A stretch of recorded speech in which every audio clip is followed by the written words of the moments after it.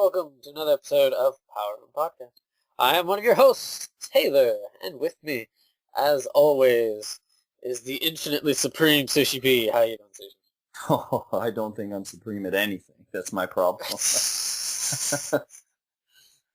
How you doing, Taylor? I'm doing okay. I got a little bit of a sore throat, kind of dry air, but I'll see how I can manage. Hopefully my voice doesn't crack out on the show. Should be alright, hopefully. I'm doing good. First kind of time I've not had to do anything this weekend, so I've been taking it easy, and have been a super slouch. Nice. Speaking of slouches, how about our other host? Zing! Slacker! I'm sorry, that was wrong. Well, it's a half truth. RPG Slackman. RPG slouch. Half truth. Oh. I wouldn't say I've slouched completely. Somewhat.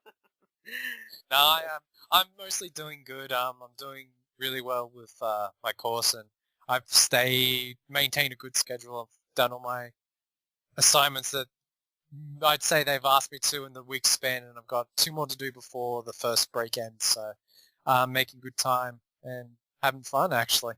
Well, that's definitely the important thing when it comes to that, and not, I don't know, hitting your head against the wall and really not enjoying it. Which I was pretty much doing for the last 2 years before I did the course. So it is a big, nice change, to say the least. So. Well, here's to that. Exactly. I hope you don't mind. I'm drinking. We certainly do mind. You should be leading the charge here. Okay. Well, I'm leading the charge. Hey. If I can't have a can of Coke, then yeah. Well, I meant more so the here as in I was drinking something. Never mind. But anywho, this is going to be a heavy topic. A heavy, oh so heavy topic. Sort of. Maybe not really. Probably not. But kind of wanted to jump around and talk about controversies that seem to spring up in video games, or at least with games that a lot of people seem to talk about and like to talk about, and quite frankly, I feel left out. So, I think this is kind of one of those that we want to focus definitely on a few of them here. So, I guess we should probably kind of hop from some to some. So, people listening, please keep track. Follow along with us as we make this random journey into God knows what, and probably offend a few people at it while we're at it. So. Hopefully not. We're trying to be very broad-minded here, so... Well, I guess offended's the wrong word. I guess upset some people just because, I don't know, some people don't like to have differing opinions. Well, and you can't please everyone, unfortunately. Oh, but exactly. Sexually. So, Taylor, that leads us into our first topic, which will be gender roles and sexuality. All right. Video. Like that statement, I'm trying to build the bridge so we can get across it. So. Yeah, you're already definitely doing the dude bro attitude there. So. Totally not helping the cause. No, you're not. You're making yourself look very bad at this moment. So why don't you start off by kind of taking the reins on that? What do you sort of want to deal with that sort of topic? I think probably something that that really kind of gets to me, and I know it really burns some other people, is the sexualizing of women or female characters in games. Mm-hmm. This burns a lot of people's chaps. I mean, this is like, holy shit, what have you done? Why, especially as of late. I don't know if you guys have really noticed it. It seems to be kind of something that's gone on. It's been pretty prevalent lately. Right. And mind you, I personally, to me, I don't really care if they have if they have a character that they make a character that's supposed to be this attractive character or something, or they have the one that's slutty or something, whatever. It doesn't case in point, Catherine, a sexualized character. Mind you, it's kind of fitting a role for that game, but. I don't know. I've never really have been like, holy shit! Oh my god, this is obscene. it's kind of, I don't know, when it comes to mature characters, I don't really have an issue with it. Mm-hmm. Like, sure, some people threw a fit about Quiet for one of the characters that's going to be in Metal Gear Solid 5. There was a big shitstorm about that, and they're like, Yeah, I kind of notified Taylor about that. I actually went on the offensive with that one because the person in question, I think, is like the director of I can't remember what company, the guys who deal with Halo 343 or some shit. Mm-hmm. But he was pretty much being a very ignorant asshole about it, saying, "Oh, what was the remark? Oh, could you look at this baby-faced character that Kojima made? You know, is this what video games has come to?" And this same idiot made Cortana, and just like, and I said to myself, this guy's just fishing for media attention, you know, because his argument wasn't sound for one, you know. It just sounded like he just wanted to stir the hornet's nest. And he actually did stir up Kojima, which I must say takes a lot. Because I wouldn't say he responded very angrily, but I don't think he was too pleased. It's like, basically his comment, and it made him he was in the better end of this this sort of battle, was he basically said that you will be ashamed when you learn of Quiet's, oh shit, forgot. her background. Or like, no, but the words he used. Oh, yeah. Yeah, I'm not quite sure exactly what he said, but I mean... Exposure, that's it. Oh, that's it. Yeah, the learns for her, the means for her exposure when you learn about how she is as she is. And it's like, well, this is Hideo Kojima, so his characters are usually really deep, so... Sort of, but I mean, I think at times Japanese games are really bad about, you know, having this very scantily clad character for no other reason than just to have it. And mind you, yes, I know they do it in Western games too, but I mean... there is also some examples of it actually doing really well. They use it... Like what? To their advantage. We're not saying the sexuality use to their advantage, but it's one of their demons, not the demon feature, but it's one that people would presume that this character's dumb and idiotic. When you actually go and play the game, you actually find out there's more to this character. I mean, if we use a Kiseki reference like Scheherazade, you know, she's a drunken lush, and she's dressed the most scantily clad out of all of the characters, but she has a really nice backstory and her role with the braces, you know, and I really like her as a character, and I respect for what, you know, she does in that respect, and I think she's hilarious when, you know, she drinks and all that, but I didn't go into the game and go, oh, yeah, oh, baby. You know, no, it's well, yeah, but I don't think she's not nearly as, for example, with like Quiet and some of the other characters, Judy from Vesperia. Those are some examples where it's really just kind of celebrating a female figure in a character more than really the character itself. Like, when you look at it, that just seems to be what comes to mind, definitely for some people. It's just like, oh, here's Tits McGee, and there's nothing else to it. And Scheherazade is not like that. That's like, she's not really as sexualized as maybe for that specifically that game, but I guess compared to a lot of the other JRPGs out there. I don't know. What are you thinking there? Sushi.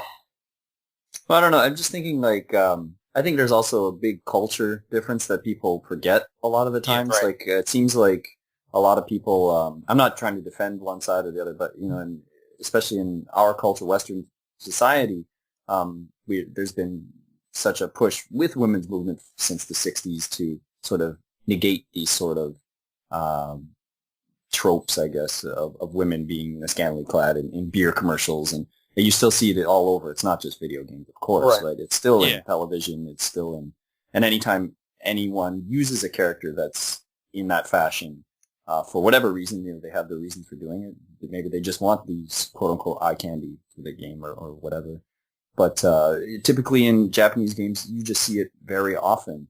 And I'm not saying it's right, but it's part of the society. It's been so accepted for such a long time that it seems like the people that are criticizing it and criticizing video games are generally criticizing Japanese games.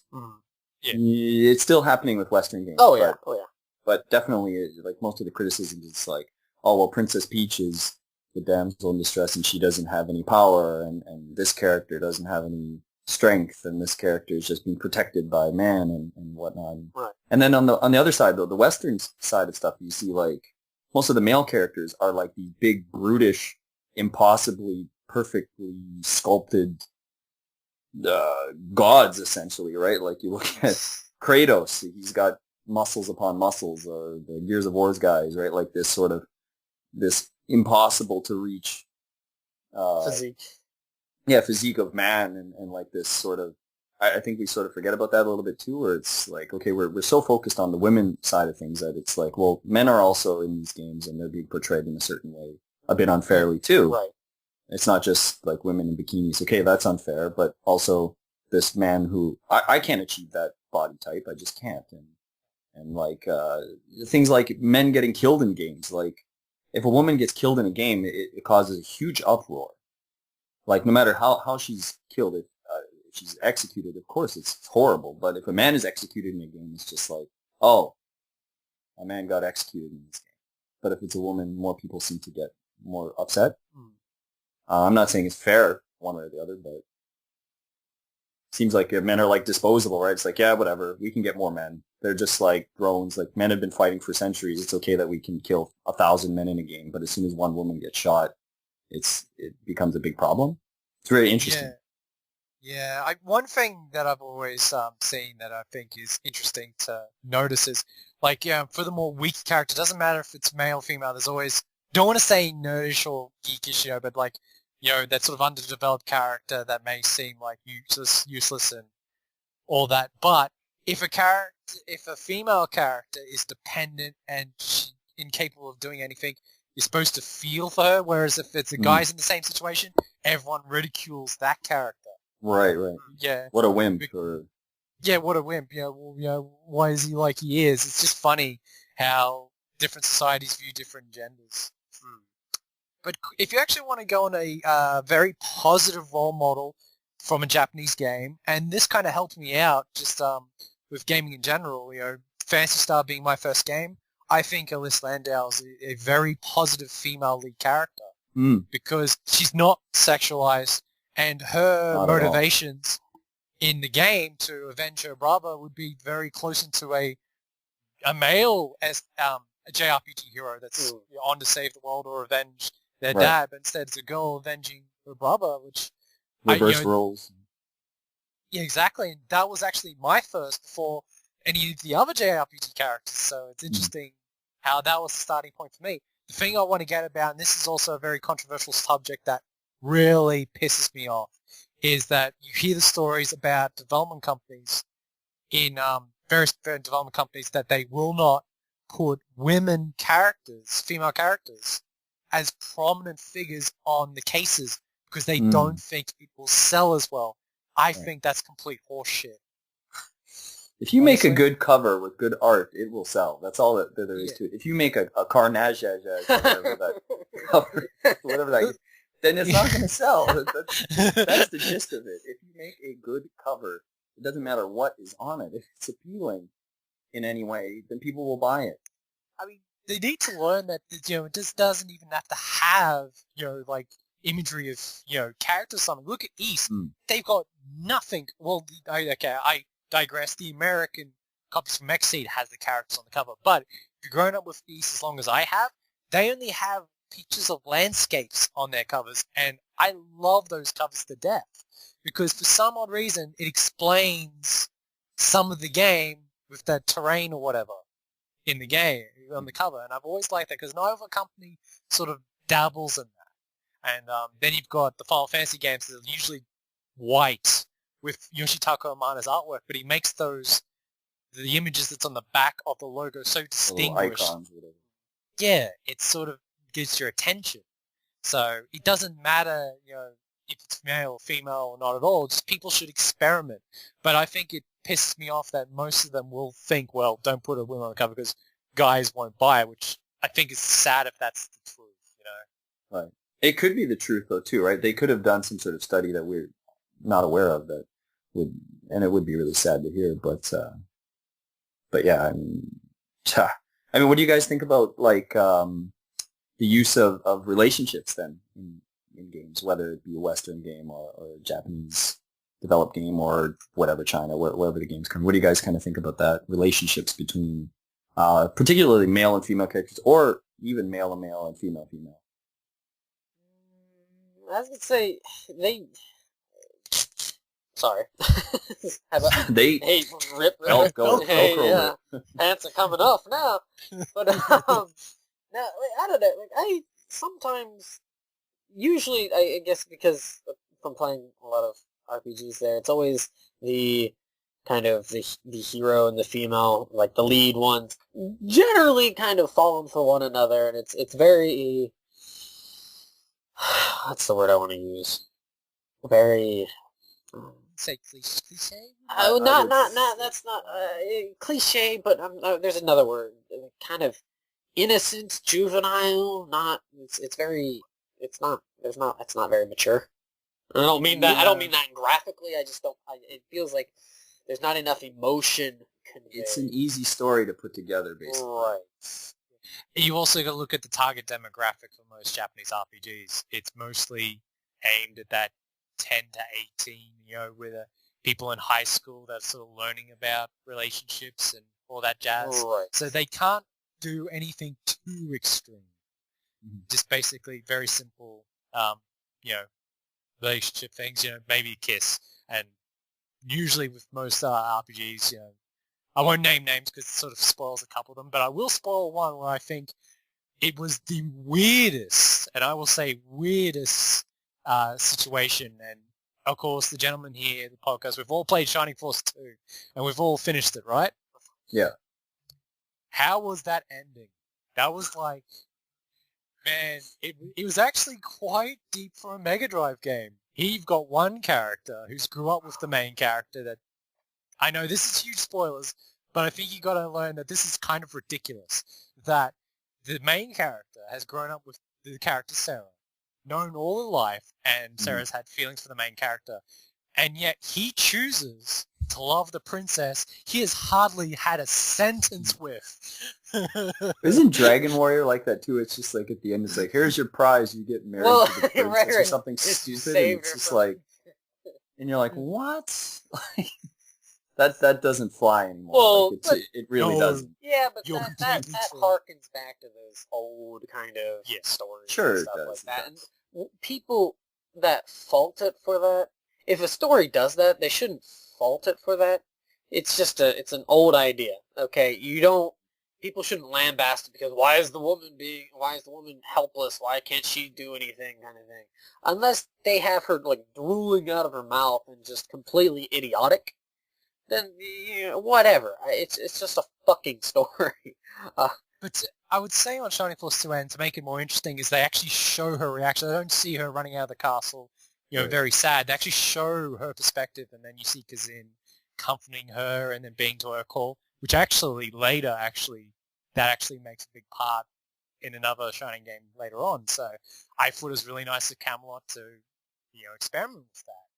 So It's kind of, sort of, definitely not on the level of Dickory, but like with Lufia 2, you have Tia, and Tia's not, she's not a very good cook, but she's madly in love with Maxim, main character, and not that he treats her like shit, but he's just kind of like, hey, I'm going this way, stay home.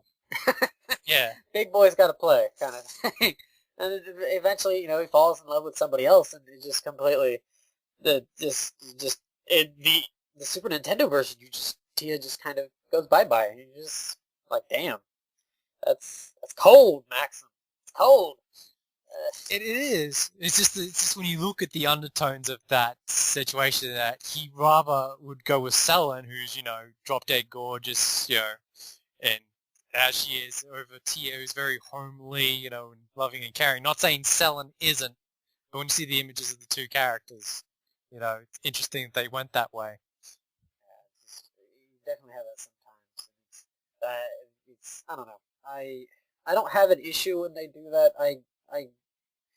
It's just a story, and unless it's degrading, unless you're just like if they're making a point that that women in general are just garbage and that they don't do anything and that they just need to be in the kitchen. They're prizes. Right. If you're just doing it that way, then that's a bit shitty. That's But thanks to characters like Alyss, I kind of appreciate both genders and what they have to offer. So, I actually, it's actually really nice if I play, if I play a couple of games where the main character's male, it's nice to come along another RPG where the main character's female and sort of breaks it up a bit. And I really enjoy that. Or just strong female characters in the game. So, Yeah. There's plenty as well, right? I mean, the Phantasy Star series actually does a really good job. Even in Phantasy Star 4, not to spoil it, someone might be like, oh, well, the main character is a female, but what happens to her is she ends up being in the game. But even then, I was still like, man, she's like probably the coolest character in the game aside from... Don't you say it. Don't you say it. Don't you fucking say it. For me, it's Roger. But Alyss is a really cool character, and I was really disappointed when she gets taken out of the game. Second game, Nay or Nee, or however you want to say it. The best character in the game by far, and you lose her. I mean, Phantasy Star 1, you can't argue that Alyss is not the best character. You might be like, okay, Meow is pretty cool, but whatever. Anyways, they have like really good, strong female characters, but then some might be like, oh, well, they don't stay in the whole game or blah, blah, blah. And like, I don't know. There's plenty of other really good female characters. I mean, Chrono Trigger, none of the main female characters in the game particularly do anything for me. Right. But the two that actually I think are really good in the game, and they're not even, like, they're pivotal, but they're not really, really, really important, is actually Queen Zeal. Like, she's got, like, I wish I could have got more backstory on, because she's really weird. Yeah. Right? She's really crazy. Like, how did she come to power? I wish I could get more backstory on her. And Shala. Like, those are the two female characters that I think are the best in the game. I don't really feel any attachment to the main three. I mean, Luca's okay. Luca's a little bit more deeper than... Any love for Ayla there? She's okay. I mean, but she doesn't really bring much story-wise to the table, right? Like, she doesn't. She's not a bad character. Me help bash monster. Right. It's funny in its own way, but I like Shala and Queen Zeal. I think are really, really unfleshed out but interesting characters, which is unfortunate, but it's just the way the game's set up. Not to dog the rest of the game, but when I got to the Zeal Kingdom, I wanted the entire game to be just that. I think a lot of people would have been content with Zeal being a game on its own. But, we're not touching upon... Sorry to just cut the Chrono Trigger. I don't want to go too much into No, that's right. Yeah. We haven't really touched upon, like, Western sort of RPGs and their look on female characters. And I'm kind of, I guess, leaning a bit towards more of the relationship thing, like how we now have... Some games have the choices of having even, male-to-male relationships or female-to-female relationships, or in something like Mass Effect where... you could pick a female character to start and then have a relationship with a male or whatnot. Personally, I mean, I have absolutely no problem with it. It's too bad that more games don't do it in their narratives. I don't really know. Are there any Japanese games that do that sort of thing? Like, if you can bring up some more Western ones, that's great too. But I think Dragon Age has like some male-to-male relationships. I don't know how involved you get it, but I do remember, and this what caused some controversy with the initial release of Persona 4 Innocent Sin. There was a character who basically, I don't know if you could have a relationship with him, but he was gay, and I think back then, for some stupid reason, I don't know if it was Atlas or Sony in general, they actually said no, and they prohibited the game's release. Yeah, no, they prohibited the game entirely. That's Persona 2? Persona 2, you said? Yeah, no, Innocent Sin, because it's broken up. Right. Oh, you said 4. Yeah, you said 4. No, I said 2. I'm sorry, I'm sure I said 2. Yeah, I'm sure you said 4. You said 4, but you said Innocent Sin. But then you said Innocent Sin. No, I'm pretty sure I said 2. That's weird. Okay, no, yeah, Innocent Sin. The initial release on Innocent Sin on the PlayStation 1. Yeah, it has that, and besides the fact Hitler. I think that was another. that was another one. Those were the main two, but Hitler, of course, would raise some eyebrows. But the fact that this character's gay, I don't think I see it as an issue, and the fact that it would have contributed to a game not being released, I think that's kind of absurd. But now you fast forward to this time, you know, I would definitely say a lot more games are a lot more open. I think Atlas is actually testament to that they were managed to release a lot of the games they could. So I would say I can't think of too horribly many examples. I know Fire Emblem, they have the nuances to it. A lot of people believe Ike is gay because he has a.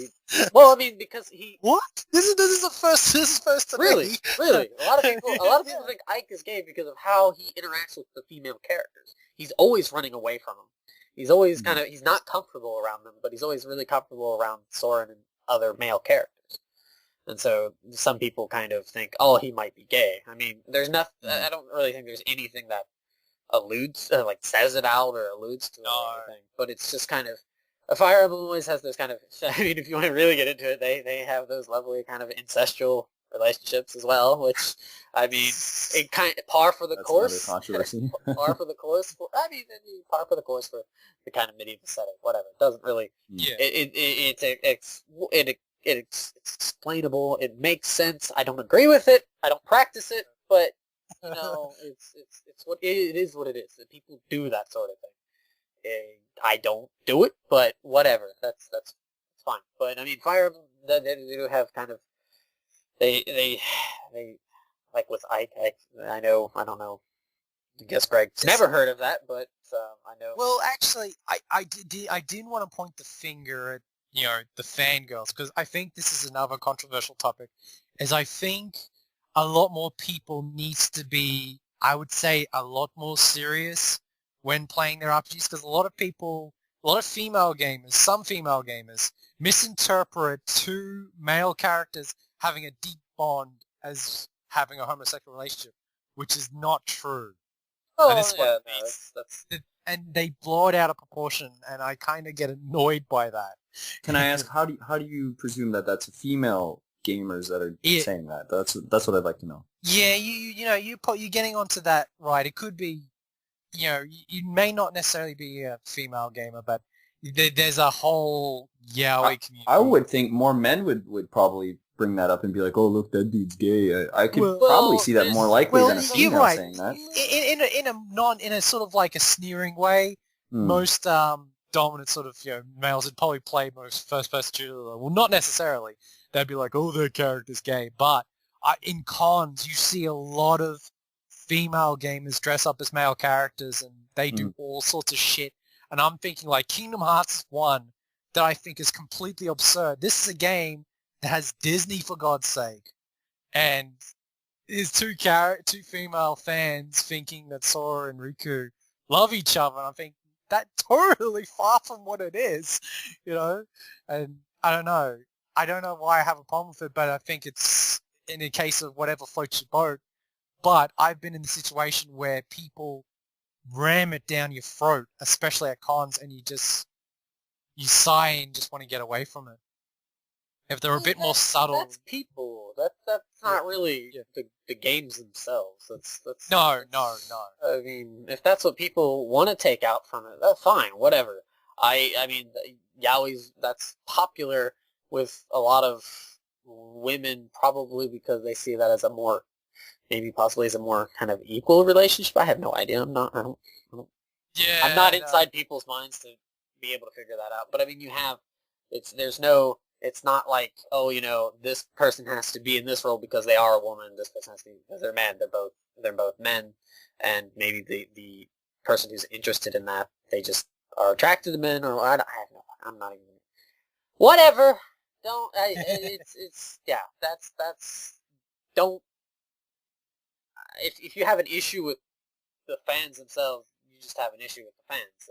That really has nothing to do with the game. And for like Ike's case, where that kind of sprang from, I have no idea who started that, but yeah. I was like, you know, somebody could. That's a plausible theory as to why Ike doesn't really, you know, you don't really see him going after anybody. Where in other Fire Emblem games, a lot of the lords, you know, they always have that one that's kind of there, you know, they're destined to be kind of thing. But yeah, I think with me though, if the character is gay. I accept that. I have no problems with that.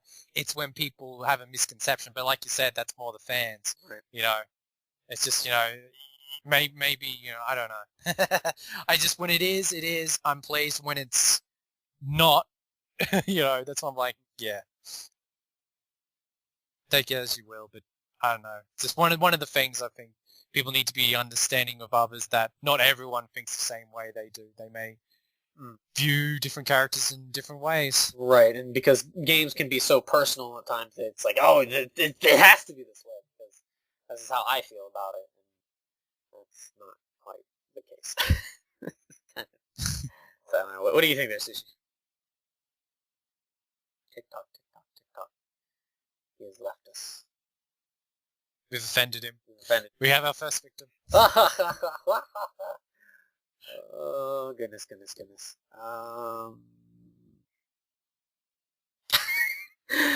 So, I don't know. It's always really interesting how some people can be really, what's sort of vehement about how, like, a character's sexuality, and it's just in general, that sort of thing seems to be so.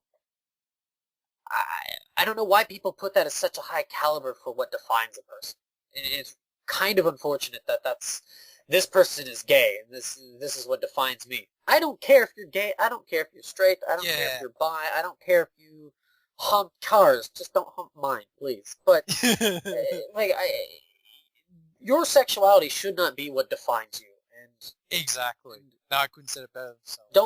You shouldn't have it be kind of pushed onto the characters and stuff and like this and that. The character's sexuality is what kind of defines them. There's a whole lot to a person. Don't just be like, oh, this is it. So it's really up to the player to learn more about their character at their own willing. I'm going to say this now. One of the most controversial series in the past, one of my favorite fighting games of all time, Dead or Alive. Dead or Alive gets a ton of controversy, and people think that the people that only play it, you know, are there just to look at all the jiggly boobies. No, if you're actually taking the time, all the characters have backstories. They all have interesting backstories. You'll actually even find out the male characters are interesting, and, you know, Zack's fucking hilarious. It has Ryu Hayabusa, you know, for all those Ninja Gaiden fans. There's so much more to the games than just jiggly boobies. Yes, it's more prominent than other games, and it's probably gathered a lot of fame because of it. But it's not the sole reason I play those games. I actually like those games on a technical aspect, because when I actually play them, it feels good. Just the control scheme feels really good to how I love games. I don't deny sexuality is a big thing of those games. Does it bother me? Hell no. If it did, I wouldn't be playing them. But, you know, it's so funny that, you know, there's a lot of people that they're easily offended. And I just say to those people, just to make things more positive, if you don't like something, don't play it. Don't give it the time of day, you know? You get all those soapbox heroes that think they're changing the world. I've heard of keyboard warriors, but soapbox heroes. That's a pretty good town criers. Yeah. It's something that like that offends you. It's, I don't know. Find something else to do. I mean, that's probably the best way to kind of treat something, is if then you just kind of be like, okay. I mean, if it's abhorrent and if it's abusive or something, yes, take care of it. Yeah. But if it's something, it's a game. It's just hurt it where it hurts. Hit him where it hurts. You know, money. But I don't know.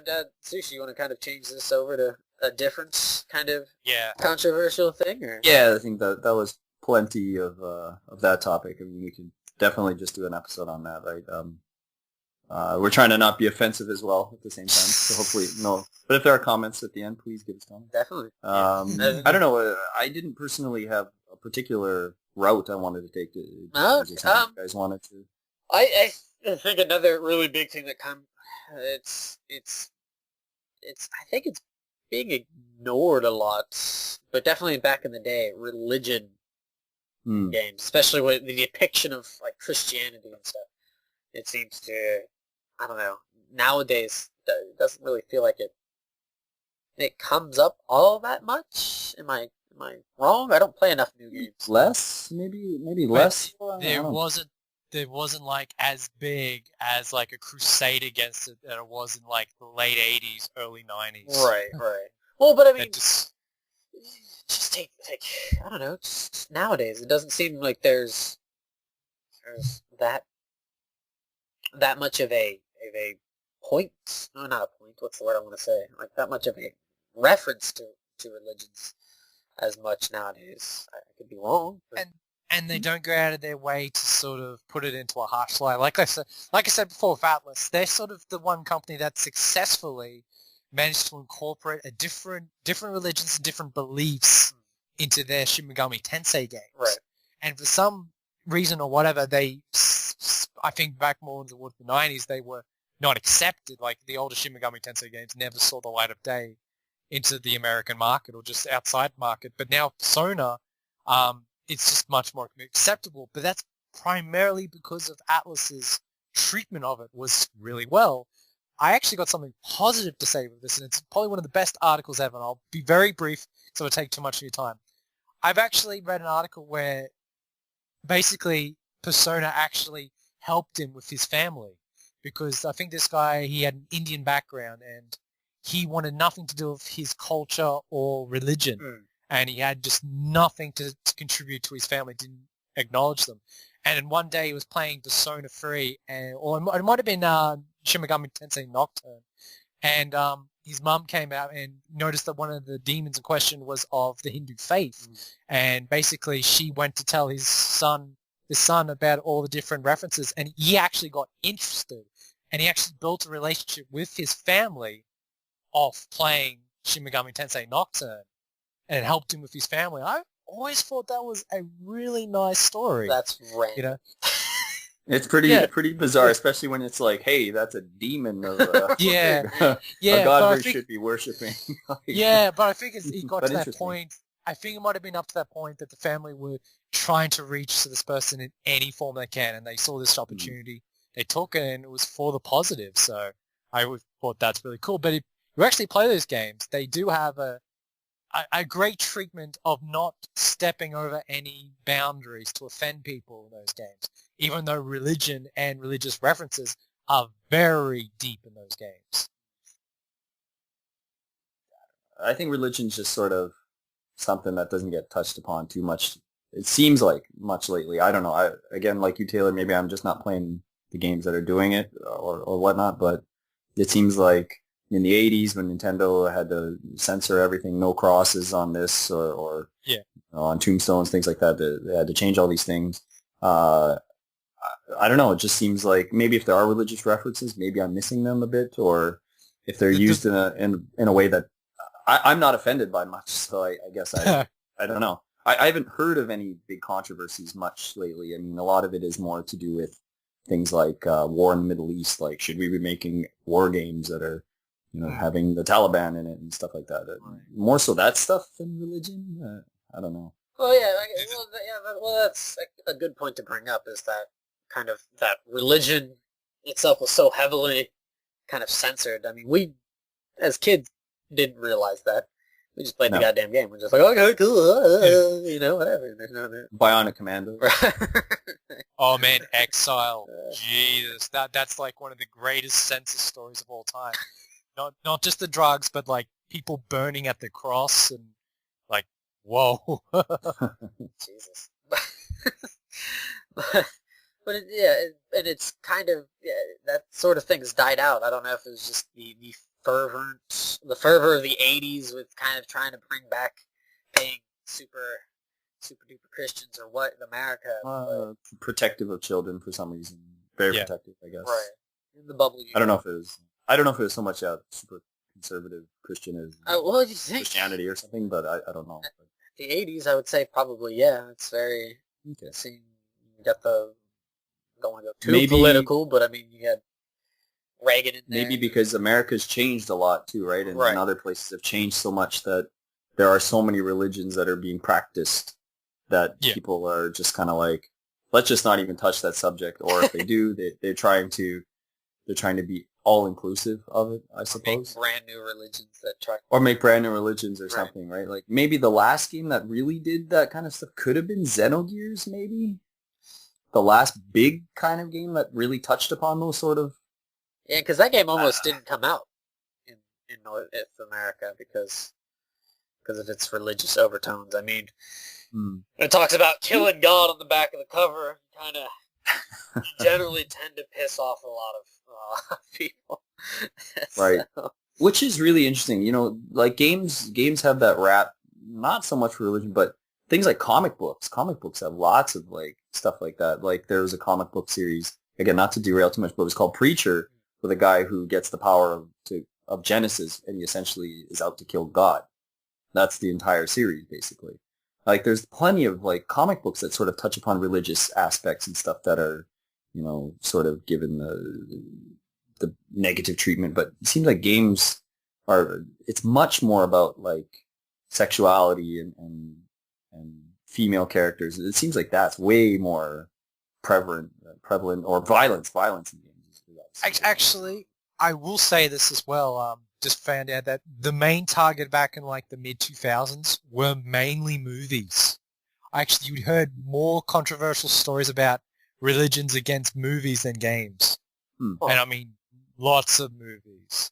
Wasn't The Matrix one of them? Weren't everyone like saying, no, The Matrix is about Judaism. No, it's about Christianity. No, it's about... Like, everyone was claiming it for their own because they look, it's such an awesome movie. We've got to get it for our religion. Well, one of my favorite... totally Buddhist. Like. Well, one of my favorite comedies of all time, Dogma, that got shat on. Well, I like, think that yeah. Well, mainly leading up to Passion of the... Mainly I was going to be focusing on leading up to Passion of the Christ. You know? That sort of, you know, ruffled a lot of feathers in different people's caps. And like I said, more feature films was more the aims of religion than video games, because video games then weren't really ruffling any feathers because films were.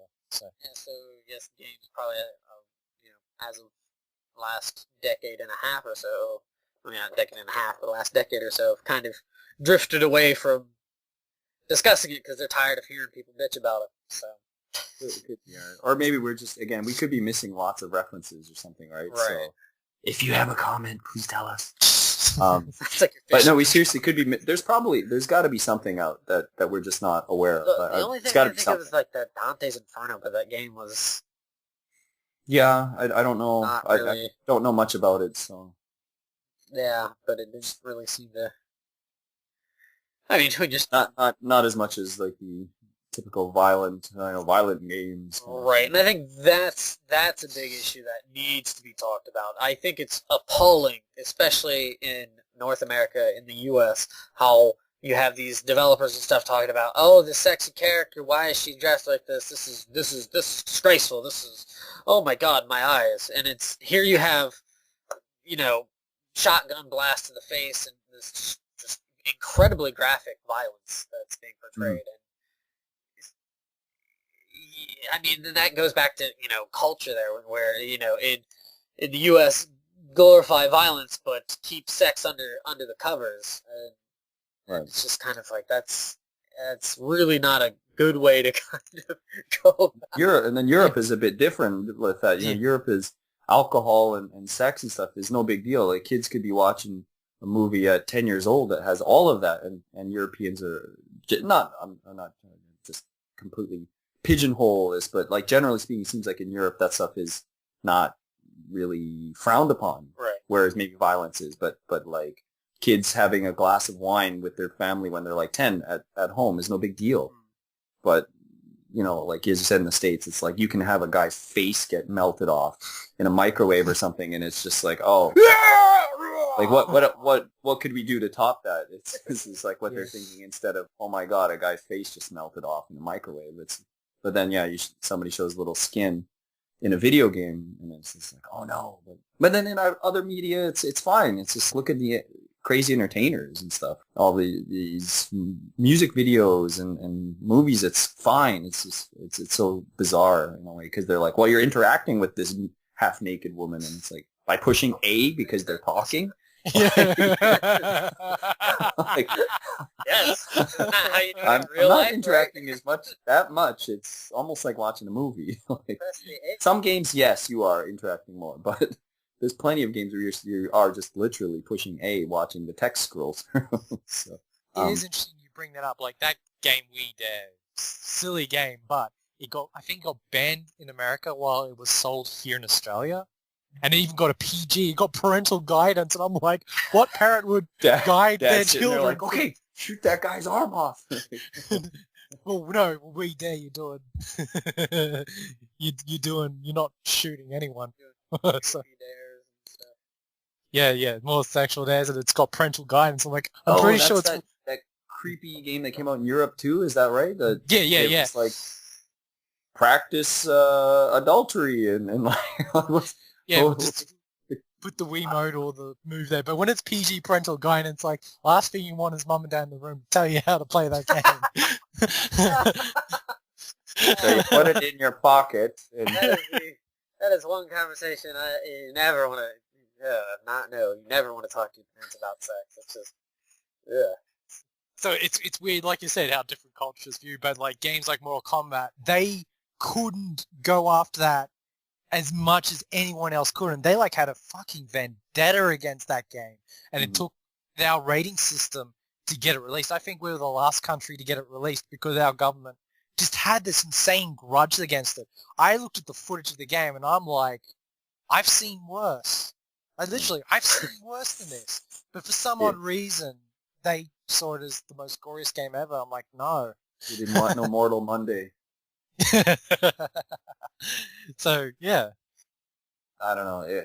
And all countries have these different sort of regulations on games and stuff and whatnot, and who can buy a certain game. And I mean, I don't know. Like it seems like Grand Theft Auto, lots of younger kids are playing it, and parents are buying it for their kids, and like, oh, it's okay because my kid is just shooting somebody on screen, or I don't know. Everyone's got a different sort of view on how they are parenting, or how even we're buying games and playing them. It's something we can't really touch upon on such a broad scope. It's not really our place to do so, but we can just sort of view it from the bubble, and that's about it, basically.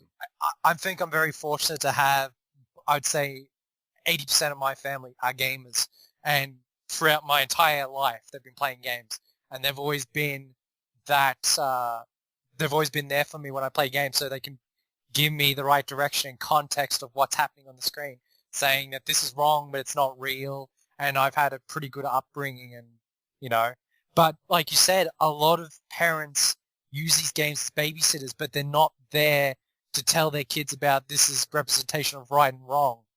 So that's what sort of creates the problems. Not so much the games themselves, it's the lack of understanding and parenting, of advice, advice in general. Yeah, I don't know. It's a really, I don't agree with using it as a babysitter kind of thing. I think that's not a very smart way to go about it. Not really. It's pretty funky, but some parents, they fully well are aware of what game they're buying.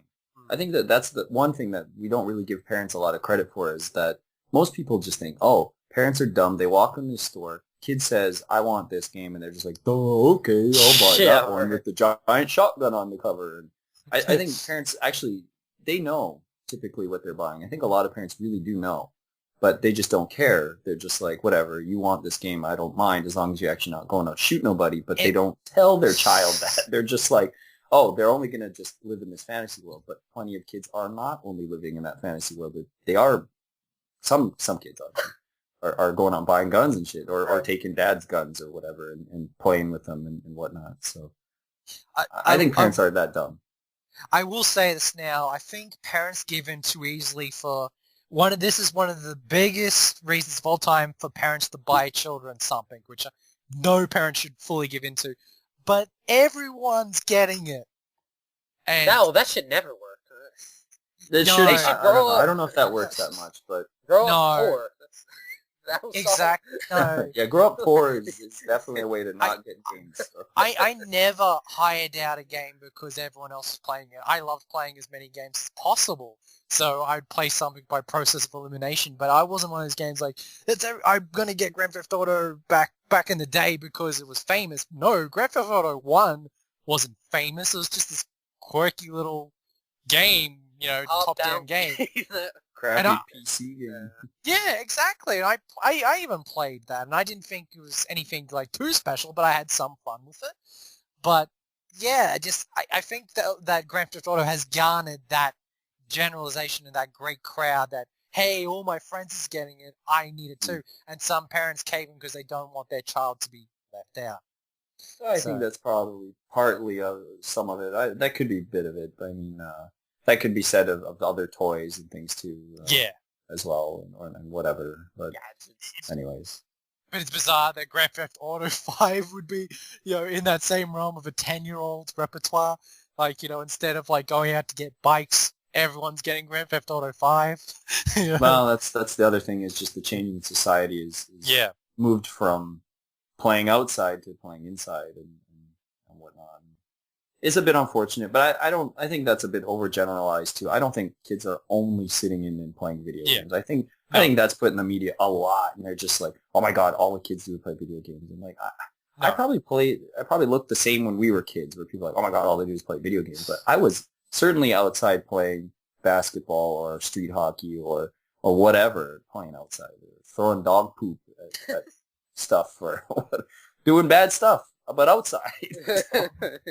nothing permanently damaging. I wasn't that bad a kid. I really wasn't that bad a kid. But doing a little exploring and stuff. But it's just like, it seems like it's so generalized now in the media where everyone's just like, oh my god, kids don't do anything to play video games. It's like, I'm sure that's partly true. But unless they actually go out and physically do like a big hardcore survey where they can get some great data that's the truth instead of just... you're going to have to do some CCTV shit then, because there's no way you're going to be able to actually get good data out of that otherwise, unless you can actually visually see what's going on. People will lie on those surveys. Come on, they're not going to be honest. Yeah, that's true too. Either way, they're going to either try to make themselves sound better by saying, no, my child barely plays games, or they're just going to say, oh, all my child does is play games. So yeah, I don't think you're going to get a good survey. I guess just something else that kind of goes along with this is how, at least in North America, how violence is so glorified and sexual actions are so hushed is also the, outside of really, not too many, but I don't know, it seems like a lot of games try to avoid any sort of alcohol references when it comes to, maybe not so much now. Not as much now, I think, but it's only with mainly. It's funny bringing up what I did lately, but with MMOs, there actually is more prominent drinking in those games, but they're also very smart in how to display the effects. Like anyone who's played EverQuest, if you get sloshed in that game, your screen just becomes a blur.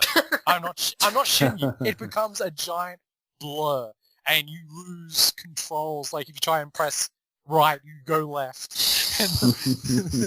And they really went smart about that. And then it just you're more prominent in online games because you do have the medieval style drinking of mead and ale and all that jazz. But if you're talking about more in a realistic sense, you only see it mainly in cutscenes. You don't actually see the main character inhale it unless it's Yakuza.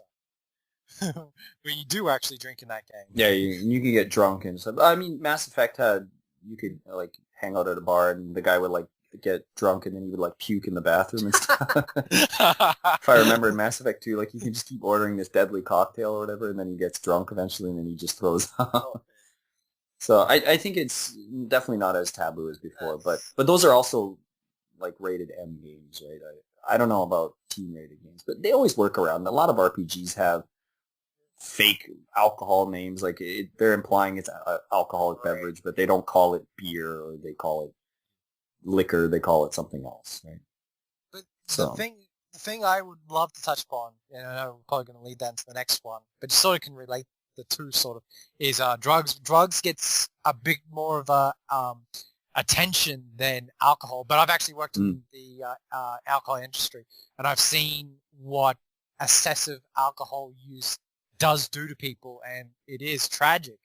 That doesn't usually get brought up in games. However, with drugs, it sort of does, but that's actually one of the big things that actually gets a game banned in Australia.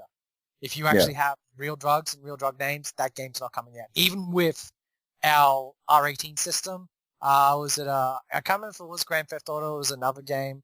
They actually had real drugs and they had to take them out, otherwise they wouldn't got released. And sure enough, I'm going to be one of those people that's going to be out there and say, I'm pretty anti-drugs and no censorship is good, but that's the one where I say, well, I don't care if that's in the game, you know, in all seriousness. Suppose it depends on the usage of it and how it's portrayed in the story and such. Like some movies and things use drugs in a certain way to represent like a certain lifestyle. Actually, Heavy Rain, there's a guy who actually uses drugs in it, like a form of drugs, and you can make the character use them more or use them less and stuff. And so I think it really depends on how it's used. If it's just like, there was that one Narc game like in the 90s or in the late 2000s or something that came out that was like a reboot from that old arcade game. And I think in that game you were a police officer, but you could use the drugs after you busted the guys. Jesus. It was really weird.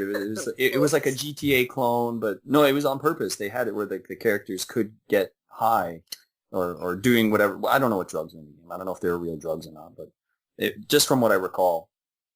And like the characters would move slowly because they were stoned or whatever. I don't know. But I haven't heard too many instances of drugs much as of late. I will say one thing where it's done brilliantly. Again, bringing up Exile, one of the, as I will say, Working Design's most censored game. They had drugs in that game and they had to change the names, otherwise they couldn't get it released. And if I do remember, because I've only played a little bit of the game, there's one of the items, I think it was cocaine or something like that, but I had to change it. If you constantly pressed that to recover, he would die. And I'm like, whoops, hey, that's true. I applaud the creators for going that far. Was this helping him recover hit points? Yeah, shit, yes. All drugs in the game. I think it works that way, but no, but yeah, that was the whole point. That in some video games, the modern ones, it'd be called a drugstore, and you go there to get medicine. In Exile, they literally were drugs, and they were used to recover the character. But yeah, I can understand Working Design, censoring all that. At the same time, having one guy randomly press whatever name they gave instead of the actual name, randomly dies, you'd be like, huh? What just happened? And they probably had no context back then until they find out later on about the censorship. But I thought it was pretty neat how they went around that. I think if they're going to have something negative prominent in the game, they have to show the negative effects. They can't glorify it, because that's what usually brings up the issues. I got one for Taylor. Cigarettes, Metal Gear Solid. I have no issue with that. I think... No, I don't either, but they show like the negative effects of that too, Oh, right? right. That would be a drug that is used and shown in a negative light. Even though it's very unrealistic. Unless he had cancer then. It's unrealistic that he can eat a ration and get hit points back. That's true. And hide in a box from like thousands of soldiers. So, I mean, we're still talking about a video game. Yeah, exactly. They do show a sort of negative effect, like he does lose health. But he's just so damn cool. Yeah, but smoking's sort of not really thought of as being cool. This isn't the 1930s anymore, right? Like where everyone smoked in movies. Right. They're not, gunslingers smoking a stogie, Well, that was the 80s. No, yeah, I'm crossing the mafia and the cowboy. Cowboys in the 60s and 70s and stuff. Yeah. But yeah, there were no cigars in Wild Arms, unfortunately. Should have been. No, but it's interesting how those different cultures, because they've kind of shied away from that. Like, and even then, Big Boss doesn't smoke that much as Snake. He sort of shied away from in later Metal Gear games. Cigars are expensive. The motherfucker's on the run. What do you expect? Well, he was based in South America at that time. I think he would have had a backlog at that point. He's busy. That's what he was using as ammunition, just shooting cigars. And his lighter doesn't work half the time. That's true. He's always struggling to get that. Needs those waterproof matches. Well, he fixes it in 5. He's using the electronic cigar thing now, so that's a way around it. Fuck it. But I don't know. Like, yeah, especially with smoking. Smoking doesn't. I don't know. That doesn't really come up very much, and when it does, it actually kind of surprises me. Yeah, it comes up less than alcohol, probably.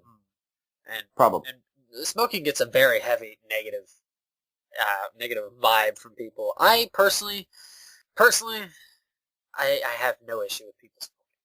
I don't mind. There's not the health like degradation from people smoking. Getting secondhand smoke is like what 10 in a million or something. I'll fucking live with those odds. I don't. That doesn't bother me. Sure, it doesn't smell fanciful, but it's. I don't know. I don't have an issue with it. But that's. Wow, I don't mind if someone's smoking. I guess I'm not gonna lie. I like the fact that you can't smoke in most restaurants and stuff. I personally prefer that. I mean, plus in somewhere like Canada, where it's extremely hilarious when you watch people that are in the nightclub and they're drinking their drinks and then they run outside and it's -40. To have a drag to come back. It's quite funny to me that, like, just sort of the desperation that they need that cigarette so bad that they'll run outside. But I don't personally have too much of a problem with it, but I tend, generally speaking, I don't prefer to breathe in secondhand smoke. I mean, to be honest. I think it's not so much a negative point in games. No one brings up, oh, you're smoking. Cartoons and anime. Holy shit, is it a big issue. I've seen animes where they've completely taken out cigarettes from the original Japanese version. What? And I'm like, yeah, I am not shitting you. Like that One Piece, very popular. There is a character called Captain Smoker. That's not his original name, but he always has this big dirty cigarette. I've watched the English version. It's not there. Completely Does he have gone. a different English name? You have like a lollipop or something? I keep forgetting his English name, but essentially his real Japanese name, Captain Smoker. But they went out of their way to get rid of all the smokes in that series. Well, that's not just in English, though, like, Greg. Like, seriously, in a lot of countries, like, if you try to watch an anime in Chinese, they censor, like, just about everything. In Thailand, they censor just about everything. I mean, it's not only in English. It's in a lot of things. And, like, the nudity I can understand, right, especially if it's something geared to kids. But the smoking and stuff, I mean, even here in Korea, TV shows, like, if American movie's on TV here, and somebody's smoking, they blur out the cigarette. Really? Like, you can see the smoke, you can see everything, you know what they're doing, but they blur out the cigarette, which is just ridiculous to me. Like, if you obviously know what they're doing, and it's not like kids here don't see people smoking, because a large percentage of the population in this country smokes, particularly men. So I don't know why they do it, but they go to a lot of trouble to blur it out. But anyways, This is all anime and stuff. We got to get back. Yeah. So. I feel when it comes down to it, once again, different cultures. What may be acceptable in Japan, other people don't accept it in the rest of the world. Or vice versa, right? Depending where a game comes from or whatnot. So. Actually, that's an interesting thought. Is there ever been a game in Japan that's been taken from the Western market and ever been censored for Japanese audiences? It probably has, but I think having the Grand Theft Auto games been censored. The violence, probably. I mean, yeah, I think it has. I'm not entirely. I think there have been some cases with, like, first-person shooters and stuff taking certain things out, and like, you can't maim somebody or you can't do this or that. I'm pretty sure I've seen some instances of that kind of stuff. I know one for sure is there was that stupid game Homefront or something about that ludicrous plot of North Korea and South Korea joining together to attack Japan and then destroy America or something stupid. I think they had censored a bunch of that in Japan. I mean, that game didn't even come out here because they were just like, it was like a ridiculous plot of like, yes, North and South Korea are just going to become buddies and let the North take over. And it was like, what? It's just like a really stupid story plot. Like, it kind of made me a little mad. That's really offensive to me, being around Koreans all the time. That actually really offends me. Like, I'm really distraught by that stupid plot point. But I think that game got censored in Japan, like some portions of it, because it was like, yeah, they took over Japan and stuff. So. Yeah. I think there has been. I think there's been some. We just don't hear about them, right? Like we don't get the Japanese news coverage of that stuff. So I mean, maybe Taylor, maybe you might have crossed something, but no, not really, because not likely. I'm paying enough attention to Japanese game news or right, and it might not even get brought up much for all we know. So. And I'm subscribed to a lot of Japanese gaming news sites, and there's hardly any news of games getting censored. So.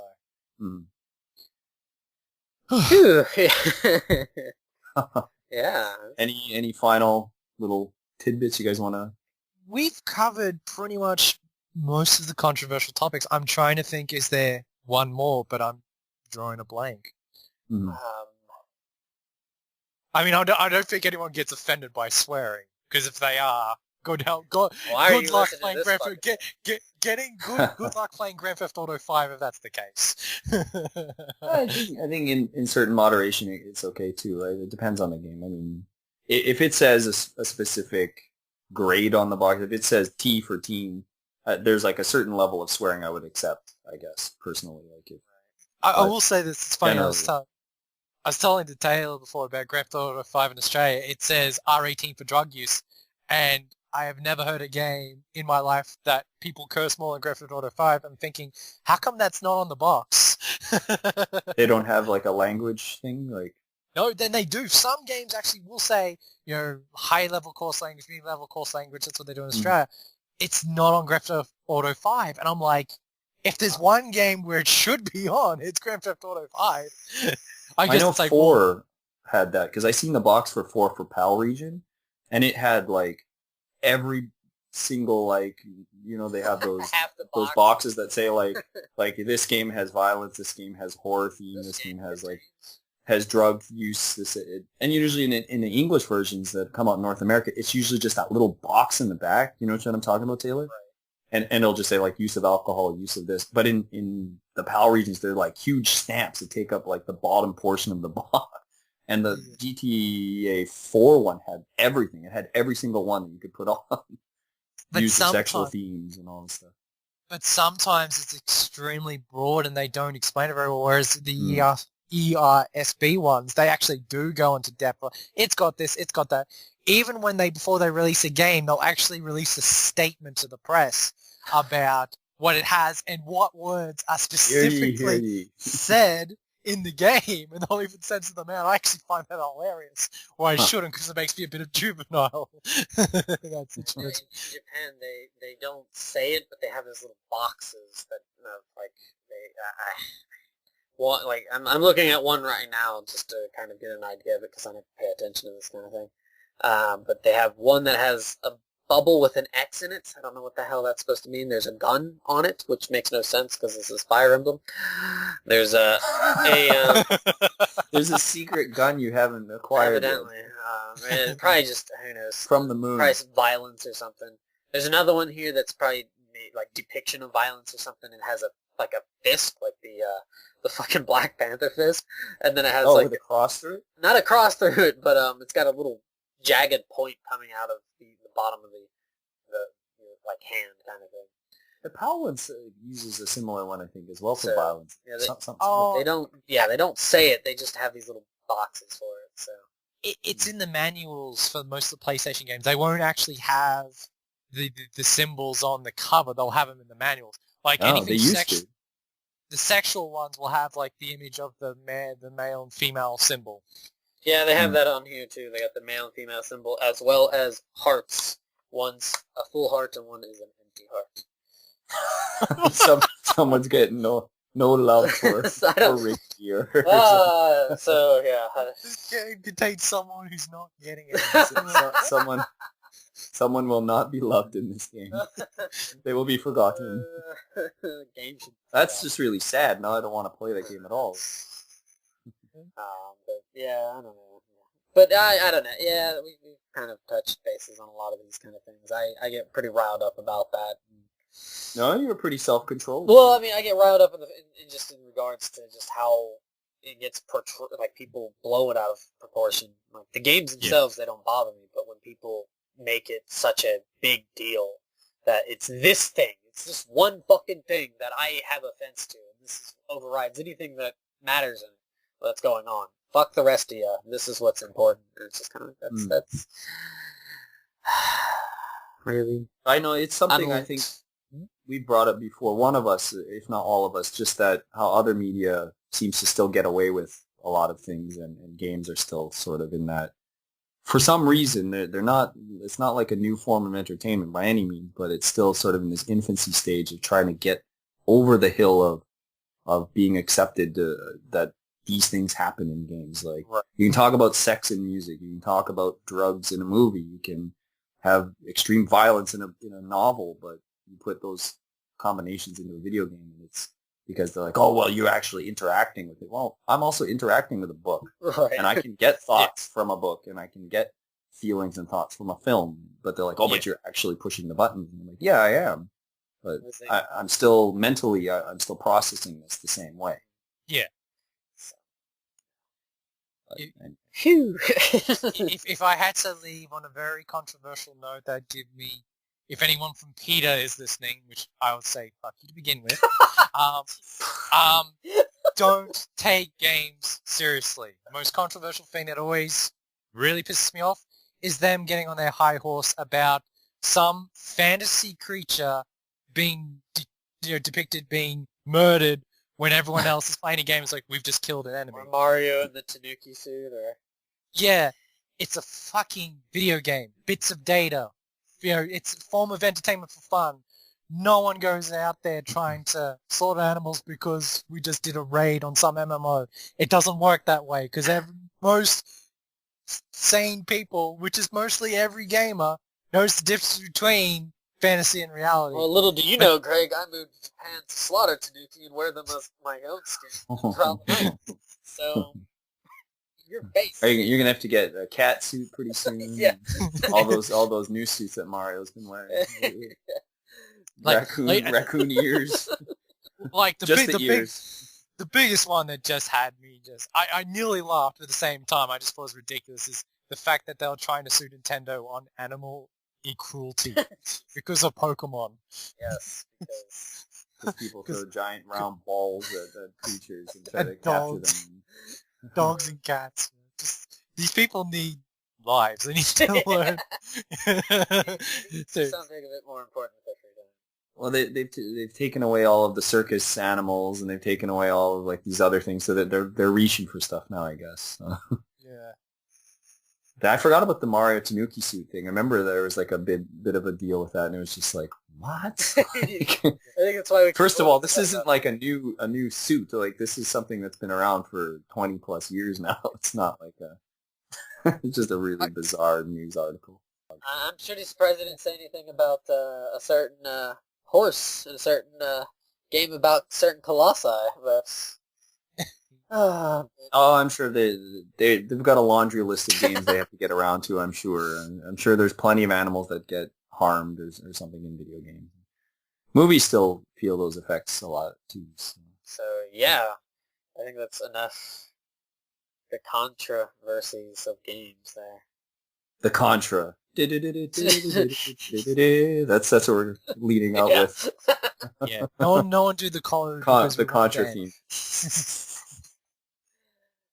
But definitely, if you guys have any 2 cents, you guys out there in the world listening, if you have anything you'd like to add, disagree with, or kind of bring in an input there, definitely let us know. Yes, please do. Controversy is always interesting. It's a good talking point sometimes if it doesn't get too out of hand. Well, I mean, if you're not going at each other's throats like you asshole! Right. Which is a little hard sometimes, unfortunately, but still interesting to hear people's opinions. I seriously don't think anyone can just top what Taylor did, so I think it's all good. No, but yeah, if you got any good constructive thoughts, please put them in the comments down below. So yeah, that's a good question. How are you on time? I don't. We're good.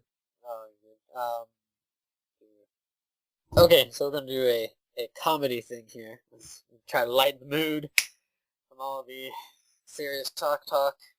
and go for something completely different. Not really, but yeah. So this one, we're attempting to be funny by going with goofy shop / business names. I'm gonna repeat that: goofy shops / business names. So, All right. take it away, gentlemen. All right, I've got one, and this is actually tasteless, unfortunately. Project Triple X Zone. Oh. Sorry.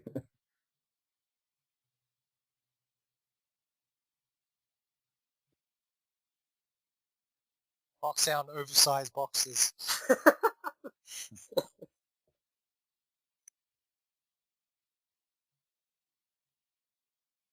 The Last Story Bookstore. ValkyrieProfileMatch.com.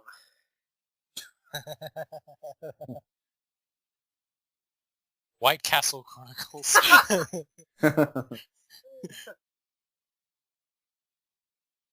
Tokyo Jungle Wacky House Accessories.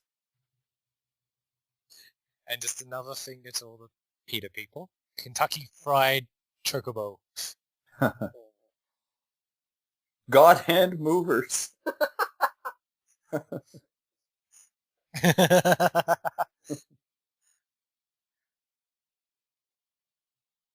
$1,000 massage parlor.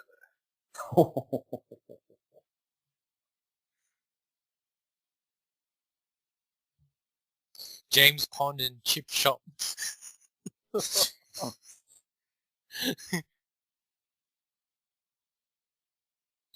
Bomberman and Industrial Demolishing. Right next door to Blast Corps.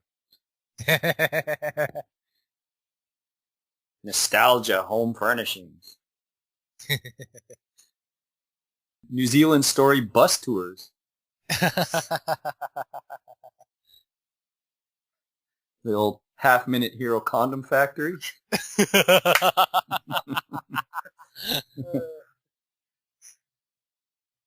Star Ocean second renovations.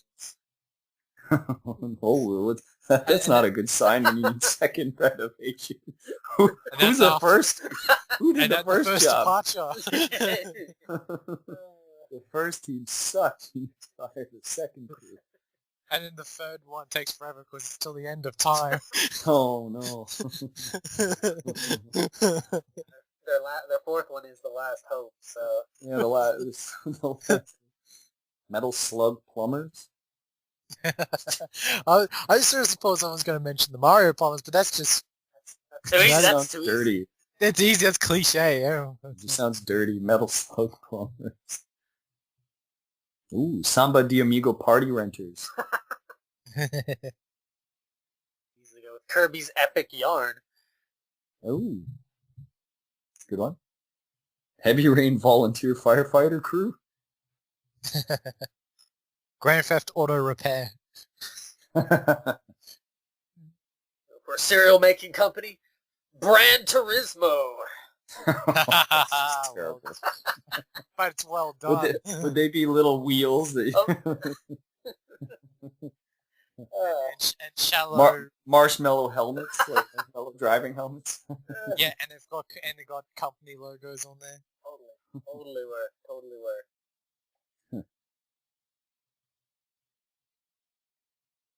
Sands of Reconstruction. Sonic the Head Remover. Mega Man Mowers. What? Parasite Eve be gone. Get rid of all of your parasitic issues. Ah! Sounds like something you'd buy at the drugstore. Trails in the sky. That works. Yield. What the hell are those things called? those jets that the old time jets. Those left those messages in the. Right. The ones that fly around with those stupid banners. Right. Or they'll leave the trails and stuff. Yeah. Yeah, that's a good one actually. Yeah. Shining Force Removal and Collection Agency. Donkey Kong's banana hammock. I won't be shopping there anytime soon. Unless they've got real hammocks and not just banana hammocks. Please clarify. Or do they have both? Or do they have like a curtain that's in the back with the beads? The bead curtain that you have to watch. The adult only section. Oh, man. Oh, here's a porno store. Final Fantasy video rentals. That sounds very 90s. And it sounds real. So does As Your Dreams.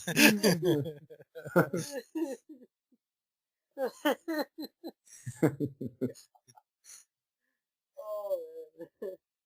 I was trying to think of a game with coffee and then do a coffee chain, but I can't think of anything. Contra Coffee. There you go. Up in the morning. There you go. It puts hair on your chest. Yeah. Super C. Yeah. Super You know what? That's it. Super C. Super C totally sounds like a Japanese coffee brand. You'd have the two Contra guys on there. What is it, Scorpion and Mad Dog or whatever their names are? Or Bill Reiser? I can't think of all those guys' names. Super C. Mortal Crush Bar. If anyone doesn't know, Crush Bar is like one of those milkshake sort of places. Oh, I think it is. I think that's what they call them. Breath of Fire throat lozenges. Oh. Yeah.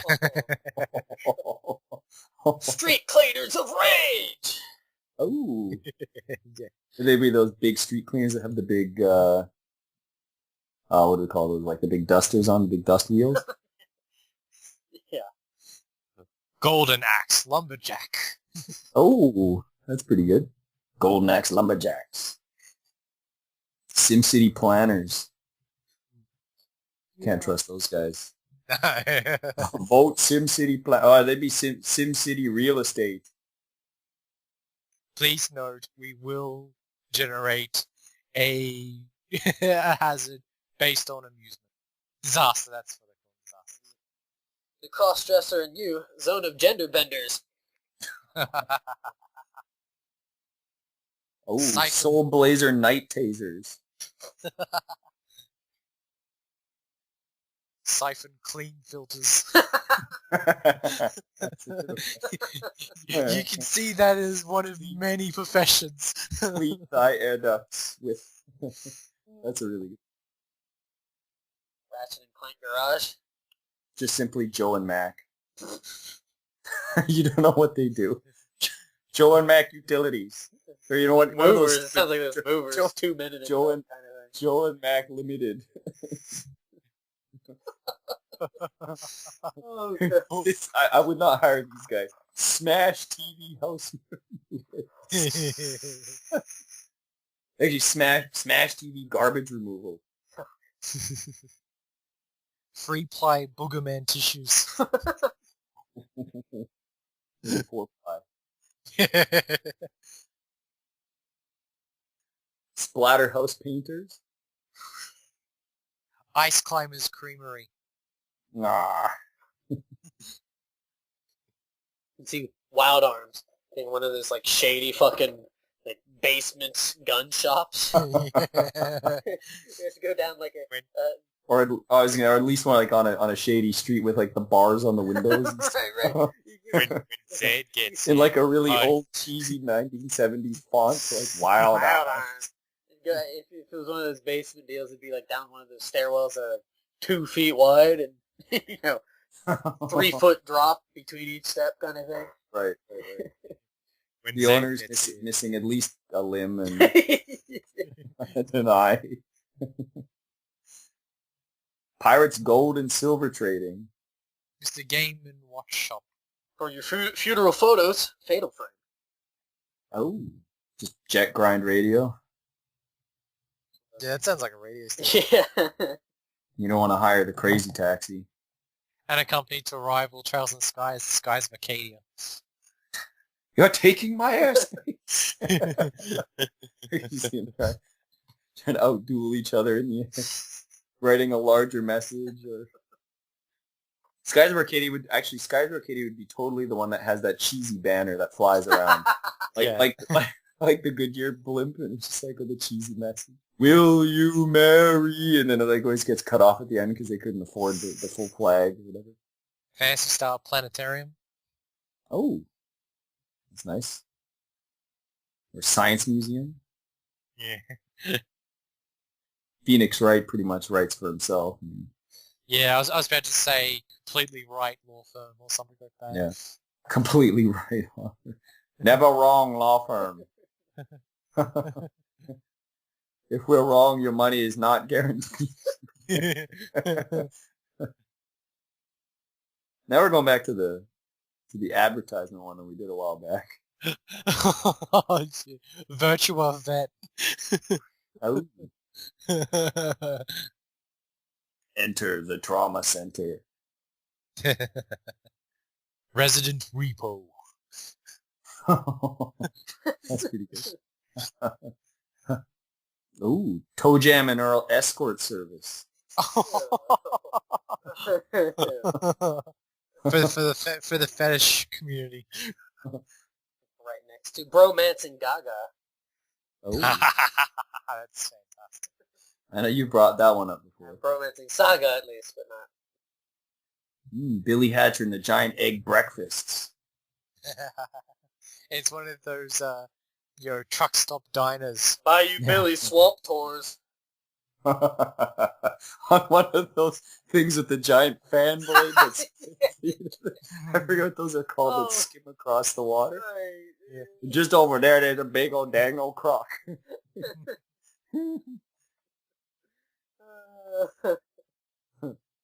Well, then it should be Karnov's escorts. Oh. I think I'll pass. Fine. Karnov security. Can you imagine Karnov in one of those tight yellow t-shirts?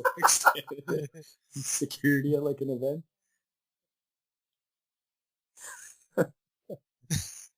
He'd be encouraging people to get more pissed. Right. Well, he'd be breathing fire like at the bar, like showing people all of his little tricks. I like Bayou Billy Swamp Tours. That was good. No, just because this game sucks so much, I'm trying to do something with it. It's not very good. Light Crusader light fixtures. Oh, that's pretty bad. Oh, because the game's bad, I gotta give it something bad. You say like Crusader. Oh, That's even worse. Yeah, I was actually looking I'd forward be to doing taking something. Bayou Billy Swamp Tour over there, like Crusader. Kill me at that point. Oh. Ooh, Karate Champ, Karate Camp. Hey, Karate Champ Camp. There you go. rock band second hand.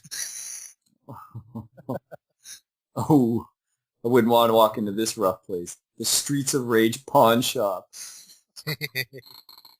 Pretty rough. It'd be next to Wild Heart, which is next to $1,000 massage bar. You could just make a seedy street. Seriously. But you'd find so many like wonderfully cooked chickens in there, or turkeys. Turkeys? Yeah, but they'd be second-hand turkeys. Still fill you up. Second-hand wishbones? And then, We've just glued this one back together. and then the Donkey Kong banana hammock will be right next door. Oh, that's across the street. Literally across. There'd be a hammock that you walk across to get there over the street. There's a bar for the geriatric boxers in MMA arts back in the day. It's called Final Fight. Sakura Flower Wars. But there's themed mace spray cans. Rockman battle with mace. Goro Majima's Baseball Emporium.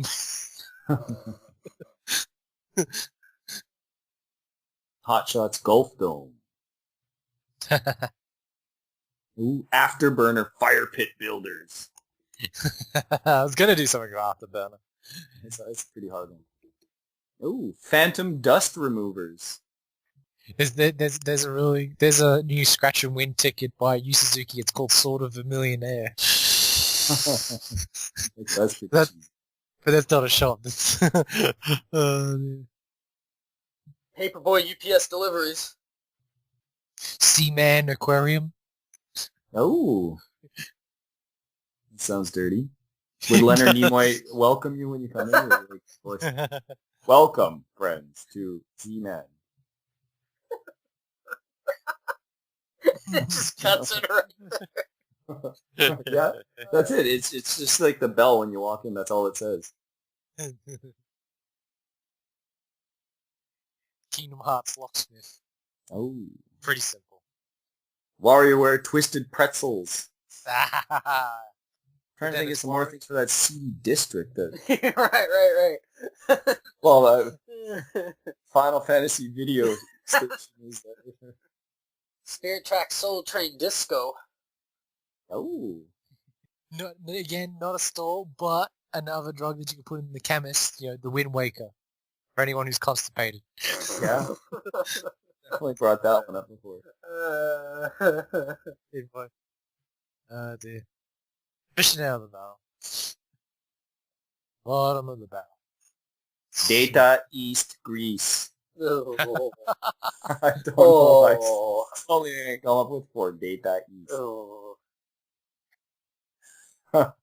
That's Greece for your car. That's not next to Final Fantasy video station. Dragon Equestrians. The kids' toy store, just we play. We play with you. Oh, that's definitely next to Final Fantasy video store. Or the $1,000 massage parlor. A line of dildos being sold by Thunder Force. Oh no, I'm not doing that. Do it. Again, it's not a storm, but something else you can get from the chemist. Luffy or Lufus. Aww. Oh, Sin and Punishment adult stuff. Gangsta ogres, let us bling together. That's pretty good. fantastic. That's fantastic. That's definitely on that ghetto street. Gears of War hardware. Gold Bears, Cladden Goldsmith. Ooh, Outrun car rentals. And the less successful one, Destruction Derby. And you can take that all to the Twisted Metal scrap shop there. Yeah, for sure. And of course in that same street, the one that just went out of business very fast is the Need for Speed. Ooh, the goth store, the House of the Dead. And of course in this world, the biggest chain that would be representing McDonald's would be Mad Dog McCree. So it's McCree's. Ugh. Yeah, I think all the bad boy, all the bad video quality. Yeah. I think I'll pass on the McCrees.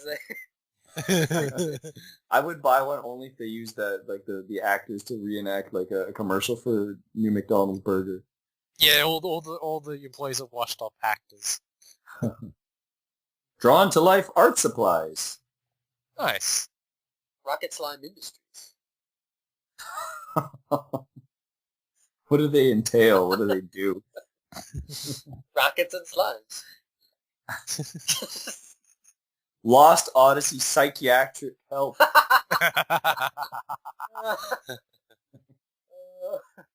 For anyone looking for a good night's sleep, Eternal Darkness. Yeah, that's a good bed shot. Cheesy ass kind of adventure things where you find the fake treasure. Treasures of Rudra. Like one of those kind of like kids adventure things. No, That's yeah. Plastic coins and stuff. Hey! Sounds like something being a Crackerjack box. The Treasures of Rudra. Headhunter Black Voodoo Magic Shop. Sonic Blast Processors. Guaranteed to fail. Oh. About that. Metroid Prime Ribs. There you go. Trying to find something. Next to Arby's. I won't choose either of those picks. I think I'd go with Metroid Prime Rib at that point. Maybe. We've never had Arby's in Australia, but it's so universally known how bad it is. Pretty bad. And there's just Comic Zone, which works as a comic store. Yeah. I'm pretty sure there probably is a common zone. Oh, I'm sure there's probably a few. Rainbow 6 hours of paintball. Princess Tomato in the Organic Salad Kingdom. Oh. Much like Trojan, the glory of Hercules. Glory of Heracles, I mean to say. Whatever he calls himself these days. Yeah. Another fine condom company there. Glory of Hercules. I'll go with Shinobi. She Shinobi. won't feel different. You won't feel different there, you know. If you try, Shinobi. She's not in the know.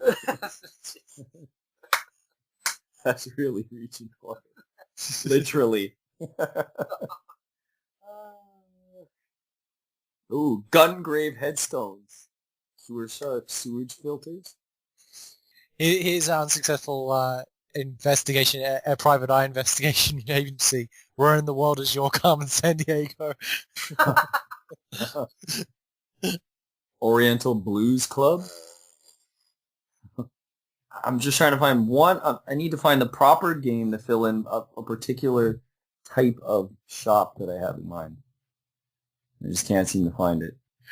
I wanted to go out. Really cheesy. Rastanning Salon. That's pretty cheesy. That's pretty bad. Yeah. Super You might Mario as well- 3D Candyland.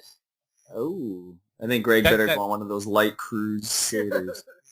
Oh man, that Candyland one sounds really sus. That's still that belongs in the dirty district. The dirty district. Yeah, there we go. Just down on the dirty district avenue right there.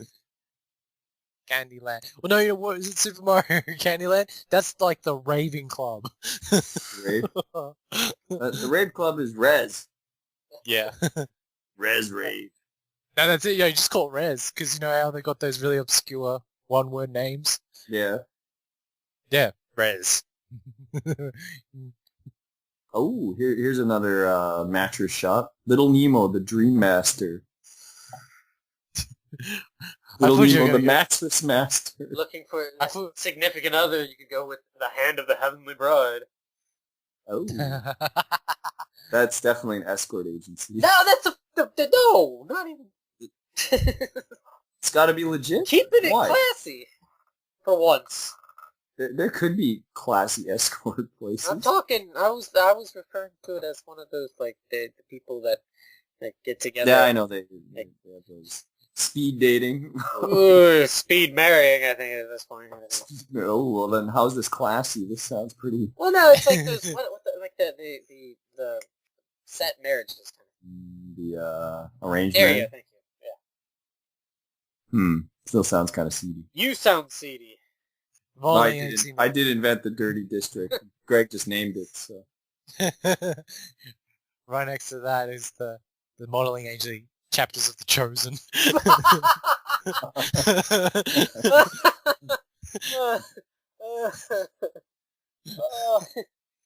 And then I guess you could have all sorts of fun in the realms of revelry there.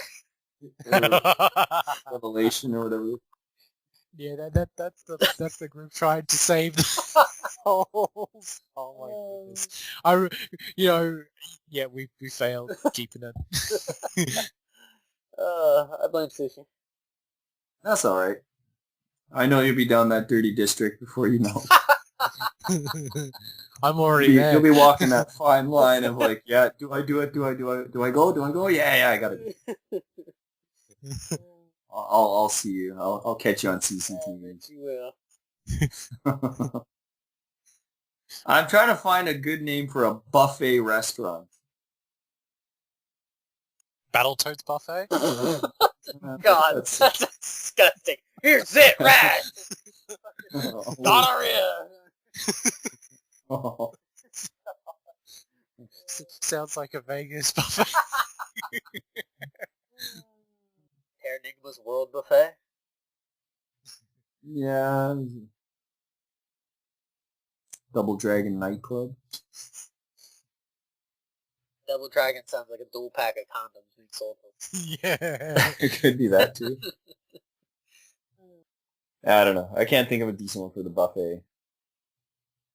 I'm sure it'll come to me in weeks' time, and I'll be like, God damn it! I wish I thought of it then. Anything else you want to add there, Greg? Well, nothing could be worse than the Battletoads buffet, but if you go for some Earthworm Slim Jims... Ah, it sounds bad. Yeah, I think I'm good. Good? God of War Slaughterhouse. Probably the best name for a brand of shoes ever is Striders. Strider, pretty decent. No one got nothing for Ease. Ease is a little hard. Well, Ease is also that shop mark there. yeah. There's a shop mark that's, I guess it's called Wise, so... but... It's living in the 90s. Why shop at Wise when you can shop at Ease? God. That's painful. Yeah. I could picture that ad. It's some guy who has like an iPhone camera. No, it's even worse than that. Like, 8mm film.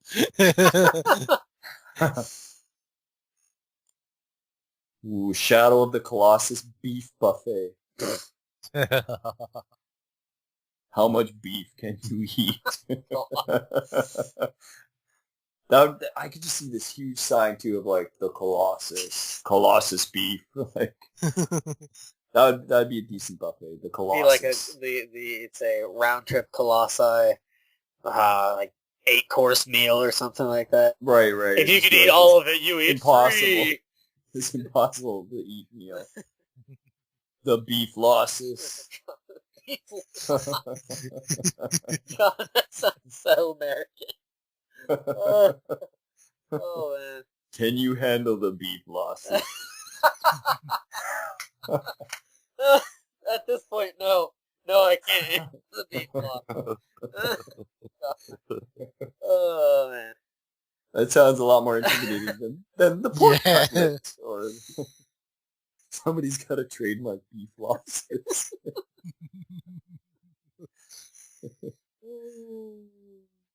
Shadow of the beef losses. That sounds like a dirty, seedy porn movie there. Jesus. It does, but it still sounds like a dirty, really like low dank buffet place that you pay like $5 to get into. $5 to get into and it's like the worst quality beef. It's like the grade F beef that you get at Taco Bell. An $800 doctor fee there. Costs more than the buffet. Oh man. I think we're gonna have to end it on beef that losses. Yeah. just the word makes me laugh. The only badder buffet than the one said would have to be ghouls and gruel. Oh man. I like gruel. Oh. At least it sounds a lot less seedy than beef. I don't know. I think I might take beef losses. There's a promise of protein that I can get from beef. Gruel could have protein. I don't want the bugs that come in gruel there. I think I'd pass. I don't know what gruel you eat, but I don't eat gruel with bugs in it. I don't eat gruel, period. So, yeah. It's just rice porridge. Yeah. No. Rather not. All right, well, enjoy choking down your beef. I will. Have a heart attack within 2 years. Fuck all y'all. 2 years, 2 minutes. At this rate. Man, screw all you. I'm gonna have some Panzer pizza. Panzer pizza? I thought you said panty pizza. Different show, different time, Sushi. That $20 extra. Oh. Greg is officially killing this. All right. Thanks. I elevated this to new wonders with beef losses, and Greg dropped it down. Panty pizza. Like the panties. Wait. $20. I think you brought it up and then brought it back down. He brought it another level further down. But you brought it back down by saying panty pizza to be. I thought he said that. You thought he said it. You could have I just seriously thought he said it. just not thought he said that. I could have. Or not spoke that said out it loud. off air, but Oh well. it might respond into an extra YouTube view. Yes. God. Yes. That's what we want. That's what we do this for, is that extra YouTube view. Or to your beef losses. My beef loss addiction. Okay, we're done. Thanks for listening, guys. And if you have your own, definitely do not be afraid to comment down below. Or wherever the hell. Yeah, this nice mixture of very heartfelt opinions with comments of beef losses. Some fun at the end. So. Yeah. So, alright guys, thanks for listening and have a good day.